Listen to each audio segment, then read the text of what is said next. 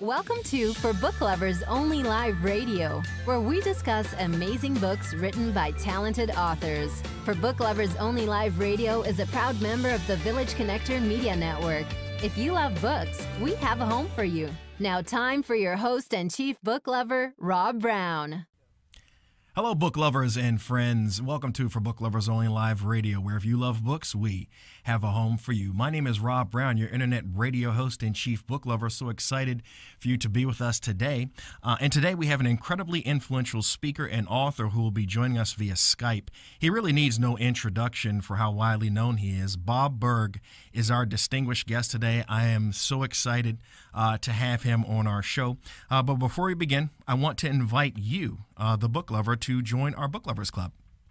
It's absolutely free, and I want you to go to www.forbookloversonly.com. We actually redid our website. We have some new functionalities, some new features. We're really excited about it, and we want you to be a part of it and see, both for book lovers and for authors who are looking for new fans. Once again, we have a brand new website.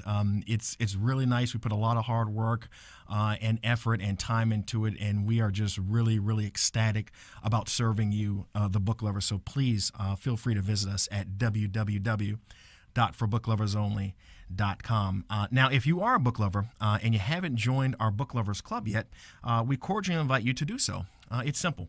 All you do is text the word book to 301-321-8887. That's 301-321-8887, and then you'll receive a message with a link. Click on the link and then fill in the form and then click sign me up, and you're automatically a member. Now, we're going to be having contests for members only where you can win free books, coffee mugs, t-shirts, gift cards to your favorite coffee shops, and much, much more. So we look forward to you joining, and we look forward to welcoming you to our Book Lovers Club. Now, for today's guest, he asks a simple question. Can a subtle shift in focus really make that big of a difference in your business and in your income? His answer is a resounding absolutely yes.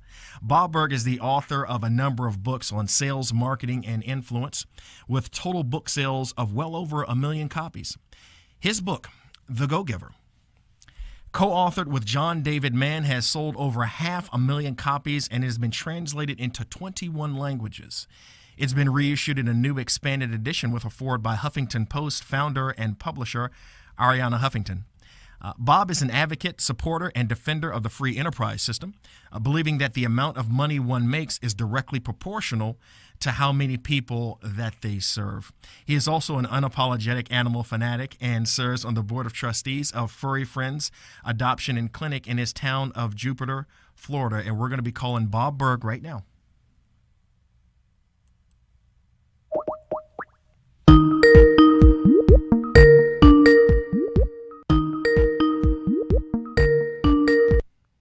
Hello. Bob? Hi. Hi, Bob. This is Rob Brown at For Book Lovers Only Live Radio. How are you? Great, Rob. Terrific to be with you. Absolutely. Well, thank you so much for being our guest today. We are really excited about having you on board. I want to dive right into your book because this is literally one of my favorite business books, The Go-Giver. Now, I want to kind of start out. We hear the term, especially in our society, go-getter, be a go-getter, go out there and get stuff. This book is titled The Go-Giver. What exactly is the premise of the book? That's a great question because a go-giver is actually not the opposite of a go-getter. They actually work well together. But let me explain first. The premise of the book, which you just asked about, is simply this, that shifting one's focus, and this is really the key, shifting one's focus from getting to giving. And when we say giving in this context, Rob, we simply mean constantly and consistently providing value to others. And that understanding that is, in doing so, it's not only a nice way, a pleasant way to conduct business, it's actually the most financially profitable way as well. Now, when we say go-getter and go-giver, we love go-getters because go-getters, their focus is on taking action, which is very important because, you're a business person. We all are, I'm sure, listening to this, and we know that In life and business, you can have the greatest thoughts, nicest ideas, best of intention, but unless action is put into the mix, nothing's going to happen. So we love go-getters. The neat thing, though, is that there's no natural division between a go-getter and a go-giver. Many go-getters are also go-givers, but we would say that every go-giver is also a go-getter. So we want people to be both go-getters, people of action, and go-givers, people whose focus is on providing value to others. What we don't want is for people to be go-takers. Those are the people who feel kind of entitled, if you will, to take without having added value to the other person. I see. Now, in the book, you talk about the entrepreneurial spirit, and we just mentioned, being business people. Sure. What about those who aren't entrepreneurs, who don't have that natural entrepreneurial spirit? Does the message in the Go-Giver, can they get value out of that? Does it still apply to them as well? Oh, sure, because even someone who's working within a, let's say, a corporate environment, whether it's a big company or small or medium-sized company, they still have to provide value to others. Let's put it this way. In the business sense, when we talk with entrepreneurs or salespeople, I'll often say no one's going to buy from you because you have a quota to meet, right? They're not going to buy from you because you need the money. They're not going to buy from you because you're a really nice person who believes in what you're doing. They're going to buy from you only because they believe they'll be better off by doing so than by not doing so. And that's fine. That's the only reason someone should buy from you or from me or from someone else. Now, when you work within a company, you still have customers, right?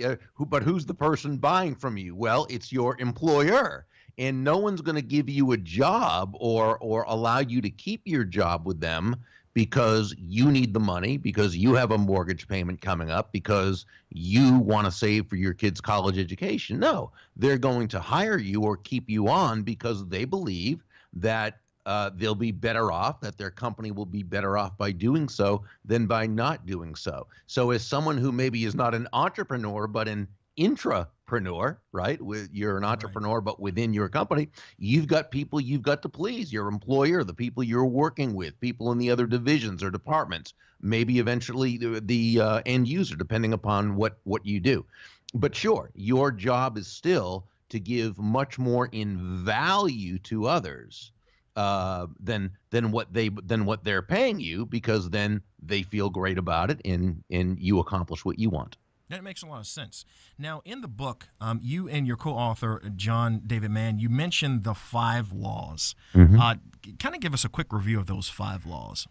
Sure. The laws themselves are the laws of value, compensation, influence, authenticity, and receptivity. Law number 1, the law of value, that just focuses on providing such a fantastic, we could say, customer experience, or employee experience, or whatever it is you're doing, so that the people you deal with, Rob, are always feeling as though they are getting a lot from the transaction or from the relationship.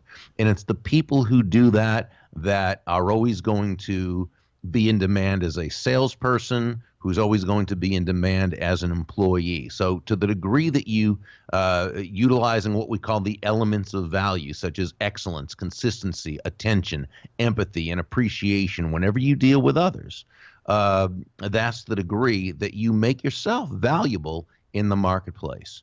Law number 2 is the law of compensation, which says your income is determined by how many people you serve and how well you serve them. So where law number 1 says to give more in value than you take in payment, law number 2 tells us that the more people whose lives you touch with the exceptional value you provide, the more money with which you'll be rewarded. So in other words, it's how many lives are you impacting with that value. Law number 3, the law of influence, says your influence is determined by how abundantly you place other people's interests first. Now, again, this sounds counterintuitive when you first hear it, but when you think about it, the greatest leaders, top influencers, most profitable salespeople, this is simply how they run their lives and conduct their businesses. They're always looking for ways to bring value to others, place the other person's interest first. Now, when we say this, by the way, and this is important, when we say place the other person's interest first, we certainly don't mean you should be anyone's doormat or a martyr or self-sacrificial in any way. Absolutely not. It's simply that as Joe, the protagonist in the story, the main protege, learned from several of the mentors, the golden rule of business is that all things being equal, people will do business with and refer business to, be influenced by or hire or want to work with those people they know, like, and trust. Law number 4, the law of authenticity, simply says the most valuable gift you have to offer is yourself. This really means, as Deborah, one of the mentors, one of the characters in the story, shared, that all the skills in the world, the sales skills, technical skills, people skills, as important as they are, and they are all very important, they're also all for naught if you don't come at it from your true, authentic core. But when you do, when you show up the same way as yourself, right? Day after day, week after week, month after month, people feel good about you. They feel comfortable with you. They feel safe with you. They are much more likely to want to be in relationship with you. And law number 5, the law of receptivity, says the key to effective giving is to stay open to receiving, which really means that we both breathe out and breathe in. It's not one or the other, right? We breathe out carbon dioxide, we breathe in oxygen. We breathe out, which is giving, but we also breathe in, which is receiving. And unlike the many, many messages of lack that we get from the world around us, the fact is that giving and receiving are not opposite concepts at all. They're simply two sides of the very same coin, and they work in tandem. So it's not a matter of, are you a giver or a receiver? You're a giver and a receiver. But you know that the key is to focus on the giving of value to others. And this is why John David Mann, my co-author, and I often say that money is simply an echo of value. It's the thunder to value's lightning. So the giving comes first, but we also need to allow ourselves to receive. I think that's absolutely brilliant, and I agree 100%. Thank you. I think, it just seems to me that I'm interested in the reception that you receive from entrepreneurs, from business professionals. I imagine that initially they probably thought it was counterintuitive and basically said, well, wait a minute, how can I be a giver and a taker? Like, wait a minute, I don't understand. You want me to be a go-giver but a go-getter? Like, did you initially kind of have a little I want to say a little static with regards to people like receiving the message before they kind of understood it? Well, here was the interesting thing. Our initial buyers, if you will, I guess you could say the early adopters, were not really necessarily the people who needed to hear or read this message. It was the people who were already extremely successful people. And what happened was they would email John, or they'd email me, and they'd say, this is exactly what I've been doing. I just never had a name for it. This is what I've been trying to teach the people in my organization, and they don't believe it. So in other words, the people who are already successful and already doing these things intuitively, and they've been doing them for years, long before the book came out, those are the people who adopted the message. And then they started sharing it with others, because you know how it is sometimes. I think there's two things. One, when it's in story form, it's a little bit different than just the leader saying to people, now this is what you want to do. You want to make sure you're always focusing on giving value to, right? They're not really believing. But when it's in a story form, it's a little bit different. But then it's also this. It's that person allowing a third party, which in this case was John and me through the book, to give others that message. Sometimes it's just more believable for whatever reason it is. It's just human nature when it's from a third party. So the next wave of people who were buyers of the book were the ones who would write to say that they were given the book from their CEO or from their sales manager or from someone who they considered a mentor. So it was really funny. So I think your question was great, and I think that what made it so we didn't have that initial hitch or skepticism was that the early adopters were the people who were already living their lives that way. Right. So it's kind of like they validated and said, hey, finally, somebody put what I've been doing into practice. They actually put it in a book. Okay. Yeah. Now, one line in the book, it raised a few eyebrows. It's where you and John wrote, does it make money? is not a bad question. It's a great question. It's just a bad first question. First, right. A lot of entrepreneurs, especially when you're in the startup phase, they might disagree with you. They might say, hey, how much is the money? Like, this is the lifeblood of my business. They might even say it's only the question when it comes to business. Otherwise, you're just being naive. What do you mean by that? What do you two mean by that? Sure. Well, and here's what it is. And remember, and when Pindar, the main mentor, and Joe had that conversation, and just repeating back what you just said, Pindar said, it is a good question. It's a great question. Just a bad first question. Well, why? Why isn't it a good first question? Because again, let's go back to the fact that no one's going to buy this startup's new product, or they're not going to invest in that person's new startup because this person needs the money, because they need them to invest, or because they need them to buy. No one's going to buy for that reason or invest for that reason. They're only going to do so because they feel there's value in it. So if the first question you ask is, will it make money? You're asking a question that holds no value to anyone else but you, and your focus is in the wrong place. If you first ask, does it have value? Will it serve? Is there a market for this, or can a market for this be created? Now you're heading in the right direction. Now, if the answer is yes, if there's a market for it, if it's something where you feel there can be a market for it, if it's something that's of use, that's of value, now you've got to ask the question, will it make money? Because it could be a great product that everyone loves, but if it doesn't make money, well, now it's just an expensive hobby. And there's nothing wrong with a hobby, but that's not what we're talking about here. So asking if it will make money, certainly not only is it a great question, it's a very necessary question. It's just not the first question. And let's say that, you have a great idea, you have a great concept, and there may be some demand for it. And then when you ask the question, does it make money? And you come to a resounding no. It's okay to walk away from that idea if you're like, hey, you know what? I don't need an expensive hobby right now. Sure. I do want to provide value, but I need something that's going to compensate me well. It is okay to walk away from that, correct? Well, absolutely, but that's why you ask those questions. Right. That's why you ask. Absolutely. Now, I want to touch on something that you mentioned earlier. You talked about mentorship, and I think that mentorship is the eighth wonder of the world. I think it's just so important, and it's very undervalued. First, what's the best way for a person to find a mentor? Well, these days you can find a mentor, virtually anywhere, including virtually, because it's so much easier to make an initial connection with someone and begin a relationship. But obviously, the more proximity you have with a person, if it's someone who you work at the same place, or you know them through your house of worship, or you know them from wherever you live, or that someone knows someone, what have you. I mean, there's all sorts of places you can find mentors, again, including online, because it is so easy to establish a connection. But I think where people make a mistake, because I agree with you, by the way, having a mentor is so very important. It can cut your learning curve by years, as well as provide you with confidence and knowing when you're on the right path and so forth. But I think what a lot of people do is they will reach out to someone with whom they really don't have a relationship, and they'll say, hey, I really need a mentor. Will you be my mentor? Right?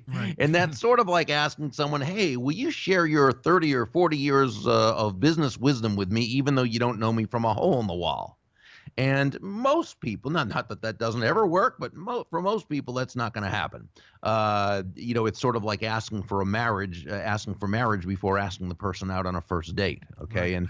And it's, it doesn't show the respect and regard. Now, understand that a mentor-protege relationship is just that. It's a relationship. And like any great relationship, it doesn't happen overnight. It takes time to cultivate and build.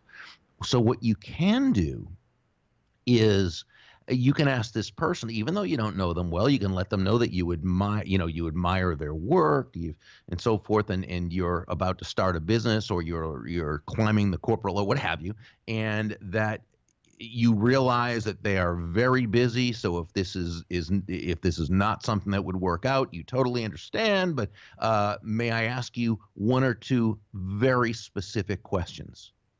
And when you do that, you're much more likely to have this person respond positively because you've let them know. You've set the premise in a sense. You've set the frame that, first of all, you don't take it for granted. You don't feel entitled to their advice, Right. that you respect their time, you realize they're busy, and that you're not going to take up a lot of their time. So not everyone, but generally speaking, they'll say, sure, go ahead. And now you want to make sure you've done your research on the person. And these days, there's no excuse not to with the internet, because you don't want to ask them a question, the answer to which is right there, on their Right. website or on Google or something. But so ask one or two very specific questions. Let them know how much you appreciate it, and that you look forward to utilizing that. Now, that very day, I would send a handwritten, personalized note to that person, thanking them. Again, letting them know how much you value their time and wisdom, and that you look forward to putting their sage advice into practice. What you also might want to do is, and again, from researching them, you found out their favorite charity. Maybe it's their local animal shelter, and you make a small donation in that person's name. It doesn't have to be anything big. It's just a small donation, and they'll be notified of that. You're not doing it to kiss up or anything, but you're doing it to let them know that you, again, value their time, their expertise, and that you want to, in some way, add value to them. Now, you also, maybe a few weeks later, a month later, you'll recontact them again, let them know how things are, maybe ask one more question. And what I'm saying is, over time, a mentor-protege relationship might develop if it's supposed to. Now, when you're looking for a mentor and you're in the process of starting this relationship, are there some, like, maybe mechanical things that should be put in place? And what I mean by that is, should you say, hey, this person, I'm interested in having you as my mentor, you go through the steps, and should we have a mentor-protege relationship for, let's say, 18 months or 2 years, and then periodically talk about, what is the value that you're getting, the value what I'm getting, how is this working out? Can it be that formal, or should you just kind of play it by ear? I personally wouldn't even mention the word mentor until a little bit more of a relationship's been established. You know what I'm saying? Right. Because you don't want to scare this person off. That if you do that, now they're saying, what? This person's looking for a commitment from. No, I would play it very loosely at first. And just, ask them, again, let them know you understand if they're too busy, or if time isn't, it does not make them available at the time, if whatever we discussed earlier, if it's just, or if it's something that you just don't feel comfortable doing, that please know that's quite all right. If you have a moment, may I ask you one or two, go from there. Keep it very informal, just like that. Again, send them the note afterwards, and I wouldn't, unless a definite mentor-protege relationship is starting with them understanding that it's a mentor-protege relationship, so I wouldn't go into the formalities at all. I see. Not at this point. Not at that juncture. I see. Now, one of the principles in the book that you talk about is influence. How does a go-giver create influence personally in business and their relationships, and how does that directly relate to new business and to leadership? Well, I think we have to understand first what influence really is, because like any word, like any term, it can be defined different ways, and different people will understand it differently. So I like to define influence on a very basic level. We can define it as simply the ability to move a person or persons to a desired action, usually within the context of a specific goal. Now, that's the definition of influence. However, I don't believe in any way that it's the essence of influence. The essence of influence is pull as opposed to push, as in how far can you push a rope? Right. And of course, we know the answer is not very far, or at least not very fast or very effectively. Pull, on the other hand, is an attraction, right? Great influencers attract people to them. They attract people to themselves first, and only then to their ideas. And again, they do this not through being push-y or pushing their will on others or trying to put right, but Right. through pull. And this pull is really a very legitimate form of power. Power being the opposite of force, because what is force? Force is compliance, right? And that's the person who has a position of leadership. They are the boss or the employee or the employer or the manager or the supervisor or the department head. And what I say goes and blah, blah, blah. And, can you move people that way? Well, to a certain point, you certainly can, especially because the person doesn't want to be, the employee doesn't want to be fired, or, they may want to put themselves in a position of getting a raise or an advancement. But by and large, very, very difficult to effectively lead or influence people through compliance. Very difficult. At best, people will do exactly what they're told and not one bit more. At worst, they'll find a way to sabotage the process completely. Right. But that's, again, that's compliance. Now, the opposite of compliance is earning people's commitment. That's a whole different story. And earning this commitment is really a matter of understanding on a, not just an intellectual level, but on a heart level, a concept that I believe was basically the foundational premise of Dale Carnegie's landmark book, How to Win Friends and Influence People. And this is where Carnegie wrote that ultimately people do things for their reasons, not our reasons. So the great influencer constantly asks themselves questions such as, how does what I'm asking this person to do align with their goals, with their wants, their needs, their desires? How does what I want this other person to do, how does it align with their values? And when asking ourselves these questions intelligently, thoughtfully, genuinely, authentically, not as a way to manipulate, right, another person, another human being into doing our will, but as a way of building everyone in the process, now we've come a lot closer to earning that other person's commitment. And that's really what influence is all about, when you earn the commitment of others.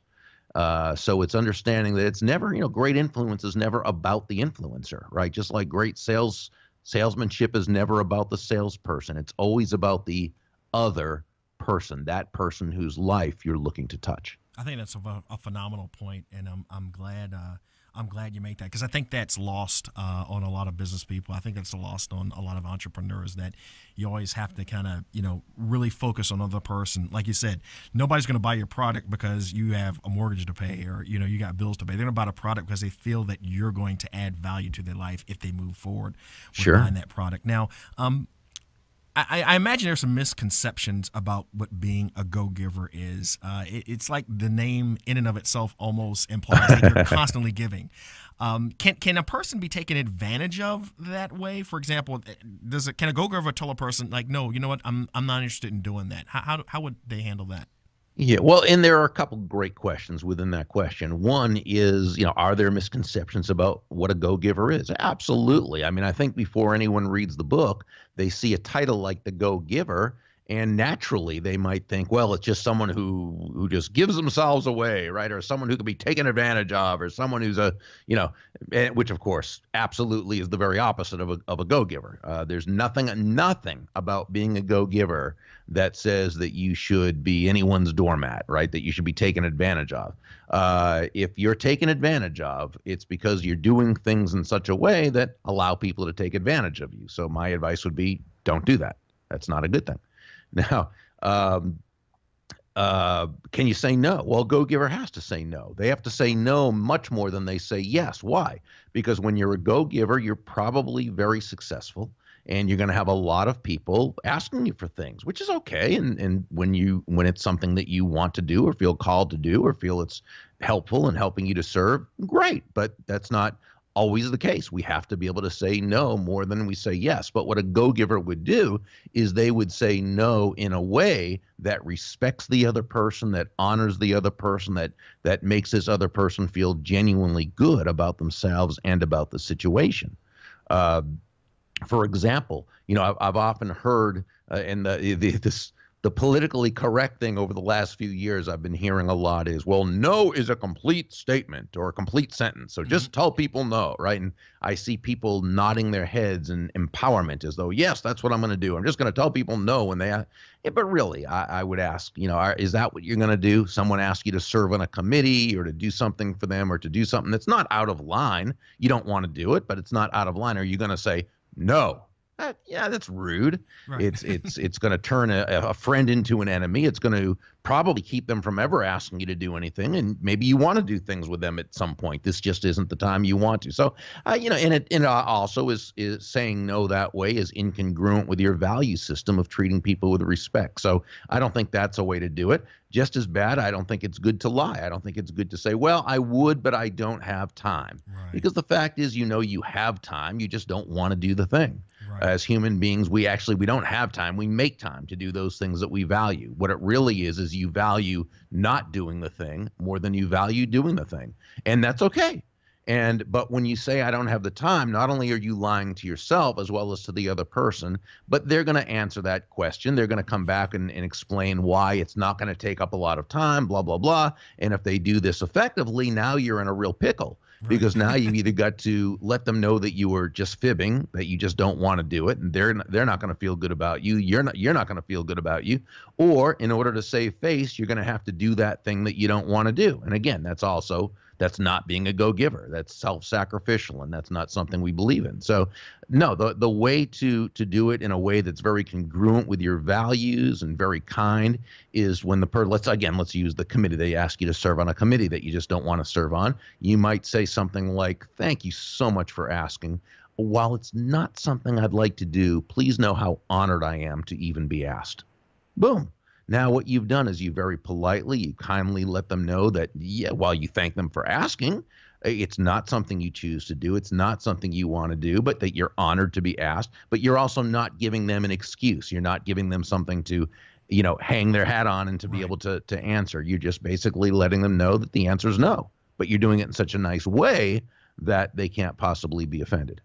Well, I mean, there are so many pearls of wisdom in this book. We can sit here and talk about it all day. I absolutely love this book, and I know that our book lovers and our fans who are watching and listening are going to want to learn more. So I wanted to make sure that everybody has your contact information. First of all, your website is The Go-Giver. thegogiver.com, and people can go there and learn more about this book and other books that you have written, and more about your endeavors and things that you're doing. On Facebook, they can follow you at Burg Bob, at Twitter at Bob Burg, LinkedIn Bob Burg / and YouTube Burg Communications. Bob, thank you so much. We're truly honored to have you on our show today, and we definitely look forward to staying in touch and ourselves becoming go-givers. Thank you so much for having me. I appreciate you greatly. All right. Thank you, Bob. Take care. The book is The Go-Giver, a little story about a powerful business idea. Bob is just an amazing, influential speaker and author, and we are so excited to have had him in our studios virtually so we can talk to him about The Go-Giver. This book is available at www.forbookloversonly.com. That's www.forbookloversonly.com. Make sure you stop by today and pick up a copy. We are out of time, but be sure to join us next time when we have some more intriguing authors and some more great books. My name is Rob Brown, your internet radio host and chief book lover, and this is For Book Lovers Only Live Radio. Wherever you love books, we have a home for you. Take care. I'll see you.